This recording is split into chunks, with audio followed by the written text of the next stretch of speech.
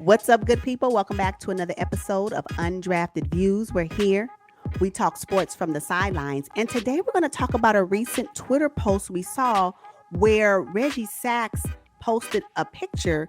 And the question that is asked is if every team could pick a player from the team they eliminated, who wins the title? Let's get into it. So can we talk about NBA Twitter? It is nothing like a thought-provoking question. And you're like, you know what? I have some thoughts on this. I know. You know what? When you scroll, especially during the game, ooh, I get all my life. Because yes, and then some of the things that come up later is like, yeah, I want to give my opinion on that. And sometimes I don't want to write a whole soliloquy in the comments. So we're going to use this time to talk about it. And here's the Yeah. latest one we want to discuss. All right, cool. So if every team could pick a player from the team they eliminated, who wins the title? Let's talk about this Dallas Mavericks team right there. I'm looking at Devin Booker, Luka Doncic, and Donovan Mitchell. Wow.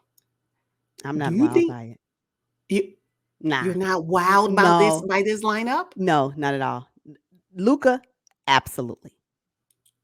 Devin Booker, I'm sorry to say, and I know it won't be a popular opinion, but his last playoff run with the conference semifinals, my stock got hit a little bit on Devin Booker, Mm. just a little. And can he redeem himself next season? Yes. Do I think he still can have a long run and be very successful in the NBA, be a superstar on a team? Yes. But just at most recent, his recency bias playing into place. Most recent, my stock took a little hit on Devin Booker, just a little bit. And Donovan Mitchell, I am rooting for Donovan Mitchell, but I just need more. So I don't know. We're talking about winning the title. That's what the question is asking. I'm just not wild by this particular team. Mm-hmm. Okay. I'm not exactly wowed by them, but I do think it'll be a high scoring affair if they were all teamed up. I think there might be lots of complaining to the officials though. Oh my And goodness.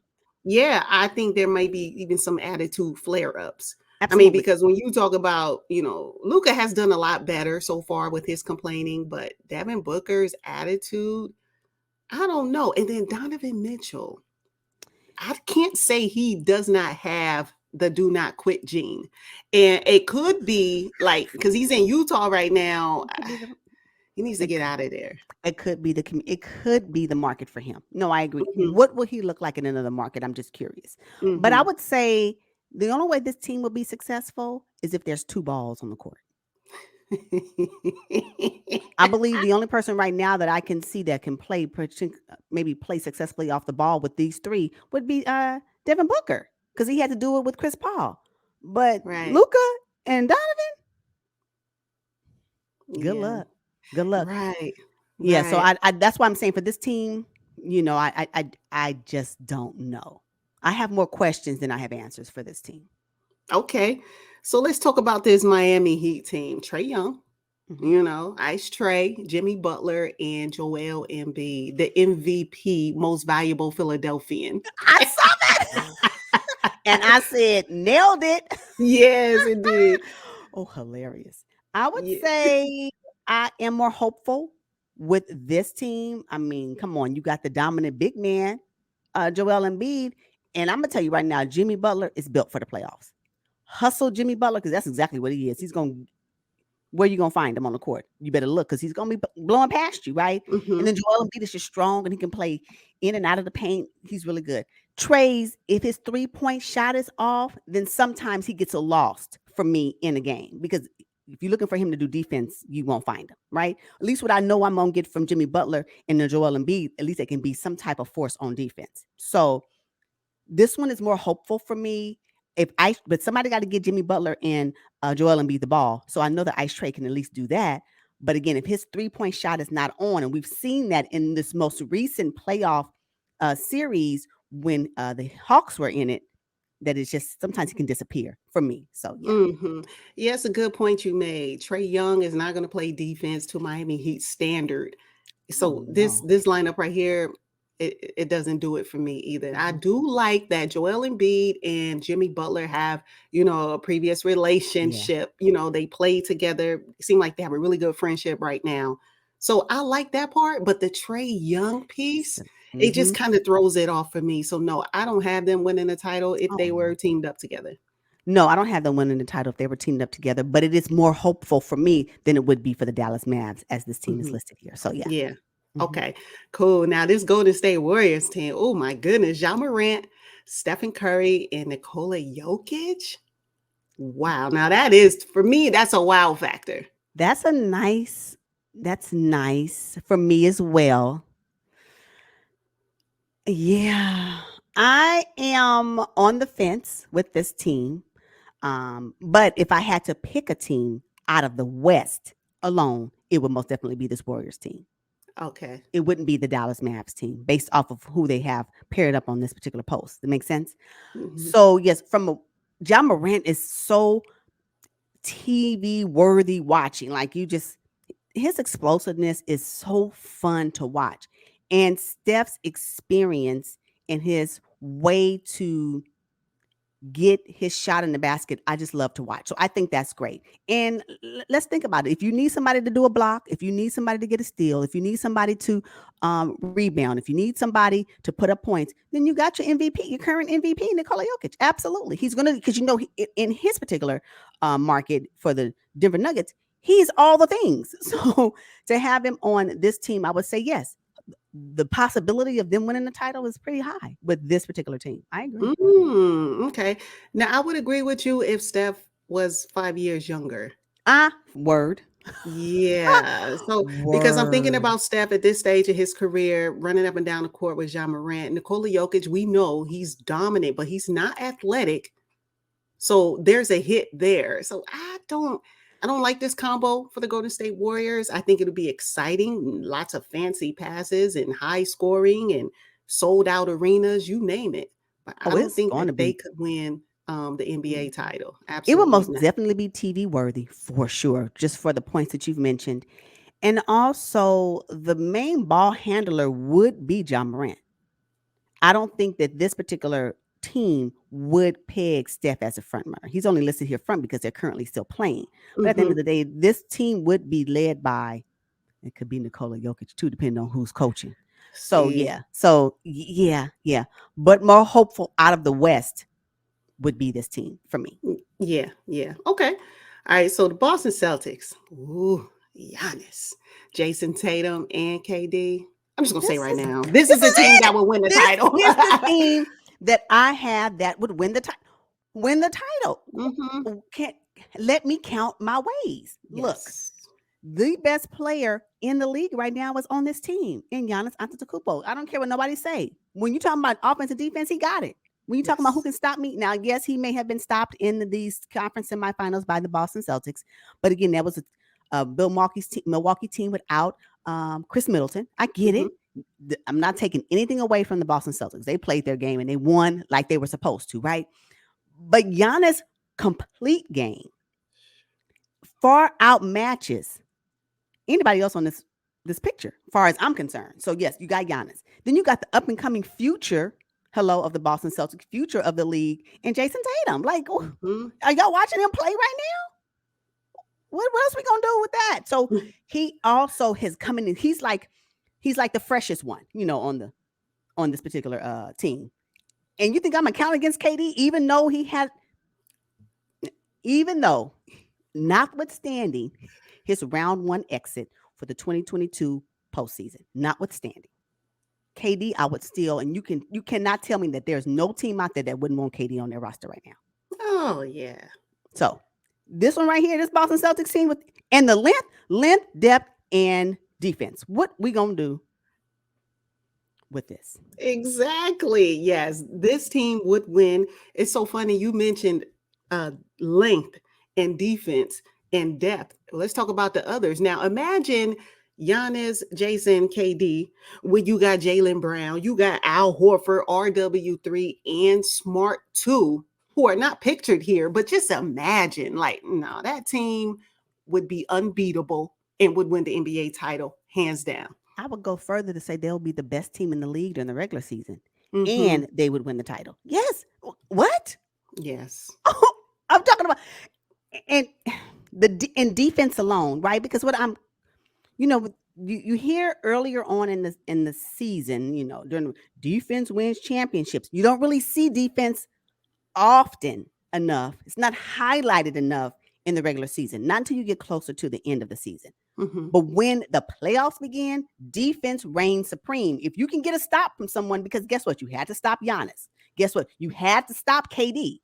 If those two players weren't stopped, then the Boston Celtics wouldn't be where they are today. So stops make a difference. And so what are stops? That's defense. So like it's a part of it. You need both defense and both offense, because if that was the case, then if it was only offense, then the Hawks would be further along. Right. And they're not. Yeah. So I'm just like, if it was only offense, maybe we would see more sighting from the Jazz deep down in the playoffs. It's not the case. And so this Boston Celtics team with these players on it, Mm-hmm. And being FanDuel, coached no. by Ime Udoka too. And so if I had to pick a coach, yeah, it would be the current coach of the Boston Celtics. Absolutely. Because I know for what I have been able to see is that Coach Ime Udoka don't care really who you are, you're going to get this work. And if you're not playing, you maybe find yourself on the bench for a few minutes. Like, he gives me that you ain't working, let's get out. And his mid-game adjustments warrants that and proves that he don't mind. So, yeah, exactly. Very old school, very Greg Popovich, Yeah, definitely. So I read an article where KD talked about a head coach's main job is to manage personalities, because we know all the plays, we know all the terminology, we know how to play basketball, but it's just managing the personalities. Ime could definitely handle those personalities, but I got a question for you as a Brad Stevens fan. Yeah. Could Brad Stevens lead this particular Boston Celtics team? Yes. Okay. I'm a Brad Stevens fan. He may not have the flair, right, or the outward appearance during the game of a coach, Ime Udoka or Eric Spoelstra, but his calm demeanor for me is also powerful. And I believe that he can speak to players in a way, as he's managing personalities that you mentioned. I think he can do it. Yes. I don't know. But Brad Stevens, I believe he can do it. Yes. Okay. Well, he did a great job putting together this current Boston Celtics team. They're looking really good. So, yeah, it was just something I thought, like, I wonder if Brad Stevens could lead them. So that's cool. Do you think that Jason Kidd would be able to lead this Boston Celtics team? Seeming as though he is well respected across the league. He's a Hall of Famer. Let's just talk about his history. He's won an NBA championship. He's led the Dallas Mavericks as their star point guard. Yeah, he did, and they're winning. I would say yes, because guys will respect him, and he could potentially get them to buy into his system. Okay. Why do you think Coach Udoka, because he doesn't have those accolades, was able to move this team, was able to move the current Boston Celtics team? I just think he's an A+ personality, and it's like you either get on or get off. And that was a struggle that I had with him early on, because he came in strict disciplinarian. He ruled with an iron fist. And guys were like, what? Coming from Brad Stevens, who we didn't see do that. I think it was just a shock for them. But now I think Ime has just kind of forced his will and got them to buy in. And that's what we're seeing. This is a result of that. I have to respect a leader who can say, initially I thought it was going to be his way or the highway. I don't believe that's how he leads. I believe if you come along with me and you ride this way, we will be successful in the end. But you have to believe that without seeing it. I think that's how he leads, because he had to lead that way, right? Because nobody knew who he. I mean, they never been. This collective team hasn't been coached by him before, although he may have been an assistant coach on other teams. But as a lead head coach, that's different, right? I think about the previous question you asked. Brad Stevens may have brought in Coach Udoka for a lot of the qualities that Brad Stevens possessed, but even maybe more so for what he doesn't possess, because great leaders know where their gaps are. Nice. So perhaps Brad Stevens, being the leader that he is for the Boston Celtics organization, he knew that what this team needed was a Coach Udoka, because perhaps he didn't have the same things that I mentioned. He didn't have that. And Coach Udoka brought that. That's why this is so successful, right? Being a leader doesn't mean that you're all things. Being a leader means that you're all things and you know where you have your gaps and you bring in people that can cover that. And I think that's what happened here. Yeah, that's a good point. I like that. That's exactly what happened. And that's why, as an executive, I mean, he brought in Daniel Tice. He said, no, I didn't. No, let's bring Daniel Tice back. Let's get Al Horford back. He knew, He you knew. know. He knew. He knew that those people, those players that were traded out was not the right move at the time. So he's like, now, when I get back, when I get in, if I get in, I'm gonna bring them back and look at it now. When you don't know, when you have self awareness and as a leader, and you realize that I don't have this particular skill, and if we had this on my team, and this became a part of our culture, it can transform. Look, this is what it is. Yeah, exactly. Wow. Well. Yeah. So Boston Celtics, hands down. Who will win the title? Boston Celtics. Oh, yeah. Now, who would be your runner-up? Miami Heat. Ooh, even with Trae Young at the Even with Trae helm? Young, because I believe even without Trae Young, Jimmy Butler, the hustler, and Joel Embiid, the dominant, is going to make it happen regardless. Okay. The thing with Trae Young is when his shot is not falling, he continues to shoot it. That's not going to fly with the Miami Heat. You know, that's not going to fly with Jimmy Butler. He would not Mm, be. He will not be that player. No. Not with Jimmy. No. Not with Eric okay. Spoelstra. That's what I'm saying. So although his shot may not hit, because we've seen it when it doesn't hit and it does look really bad for the team, because if he's, especially if he's the sole Hmm. star on the team, as what the Hmm. Hawks are, creates, the roster is created to appear right now. This Jimmy Butler, Eric Spoelstra, and you better not have Udonis Haslam on the Oh, on the roster. It whatever he does with the Hawks, he's not gonna do it with the Miami Heat. I already know he's not gonna do it with the Miami Heat. And guess where you will be, Trae Young, at the end of the bench in your white shirt down there with Duncan Robinson. yes, indeed. Yep, yep. So yeah, Now, that's what I'm saying. Only because it's the Miami Heat. Now, had Trae Young been on another team, then I may say it can be a hindrance, but not on this Miami Heat team. Not with Eric Spoelstra leading it. Oh no, not with the Miami Heat culture. Mm-mm, mm-mm. okay, all right. I would like to remix this, and it just hit me. Okay, How would Ja Morant fit instead of Trae Young? Let's just swap Trae Young for Ja Morant. Trae Young in easy. Golden State, Ja Morant in Miami. How would that look? It would look fantastic. John Hmm. Morant, Jimmy Butler, and Joel Embiid, Oh my God. Yes. because I believe that John Morant has what the Miami Heat culture has. He just has it in Memphis, and because he has that, whatever that is, that explosiveness. John Morant has been able to put the brand of the Memphis Grizzlies back on the map. Like he has brought the Memphis Grizzlies franchise. He's made it sexy. I don't know if there's another word for it, but he's done that for them. This particular, with John Morant being the leader of this particular team. So if you were to put John Morant with Jimmy Butler and Joel Embiid, he would be a easy fit for me. Ooh, okay. But would you What do you have them winning a title though? up against his Boston Celtics record? No, Yeah, exactly. it's still. I don't care who you swap, as long as you don't swap out anybody from the Boston Celtics. Anybody up against this Boston Celtics team based on these 4 pictures, it's gonna be Boston Celtics, hands Uh-huh. down. Yeah. Okay. Now Trae Young with Steph and Jokic would be exciting basketball. Oh my goodness. He'd fit in because he's into the shimmy. He's into playing to the crowd. And Golden State. That's what Steph does. He's Yes. Yes. effective. People Yeah. love Oh him. yeah. Oh yeah. Yes. Yeah. Yes. What about Donovan Mitchell, Trae Young swap? Nah. Unless No. Donovan started to play some serious defense. Okay. That's the biggest knock, I think, on Donovan Mitchell. And that's why I said earlier, I think he has the quit gene a little bit. I think when things Mm. are not going his way and he's in Utah, he's probably looking around and he sees, Rudy Gobert, and he look around and he see there's a potential that Donovan has been stifled by being in Utah. So to throw him into Miami, where the stakes are high, where they've won championships before, and I just think I don't know that he would fit into Mm. that culture. Okay. Okay. Devin Booker. Yeah. Ooh, I wouldn't mind seeing Devin Booker Okay. in Miami Hmm. with these guys. I think he can handle Coach Spoelstra's tough mentality. I think Devin plays, fairly good defense. At least has the potential. He has the size. He just might need to get a little tougher with handling the ball because we've seen. We've seen. We've seen. Yeah. He get real light in the hands when it comes to that ball. Mm-hmm. That you don't want to be up against. Yeah. Anyway, we've seen it. So yeah. Okay. One last one, and this is it. Ben Simmons. He ain't on this list, but if Ben Simmons was with the Miami Heat with Jimmy Butler and Joel Embiid, how does you feel? Ooh, then I might have to take the Miami Heat. Okay.